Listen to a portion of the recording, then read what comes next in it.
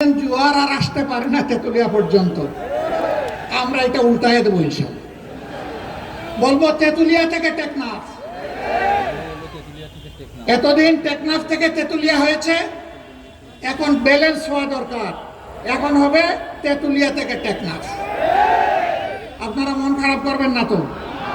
আলহামদুলিল্লাহ। 4টা নদী, বিশাল নদী, আল্লাহর নিয়ামত। আল্লাহ তাআলা এই উত্তরবঙ্গকে দান করেছিলেন।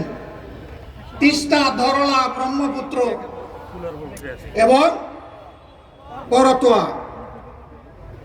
আজকে আস্তে আস্তে উপর থেকে দেখলাম নদী নয়, মরুভূমি।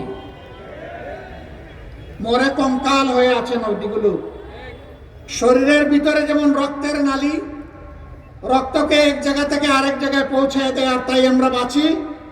যদি ওই রক্তনালী বন্ধ হয়ে যায় তাহলে মানুষ মারা যায়। আজকে আমাদের আল্লাহর দান এই নিয়ামত, নদীগুলাকে খুন করা হয়েছে। এই দেশের কি কোনো মা বাবা ছিল না? তাহলে আমার নদী মরে গেল কেন?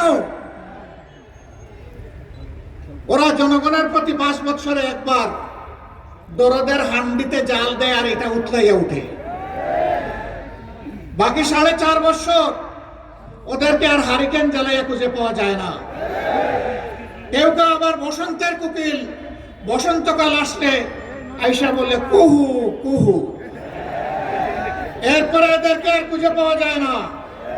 উড়ে আসে, জুড়ে বসে মানুষের সাথে, তৃণমূলের সাথে, গরিব দুঃখীদের সাথে এদের কোনো সম্পর্ক নাই। আমরা এই রাজনীতিকে ঘৃণা করি। আমরা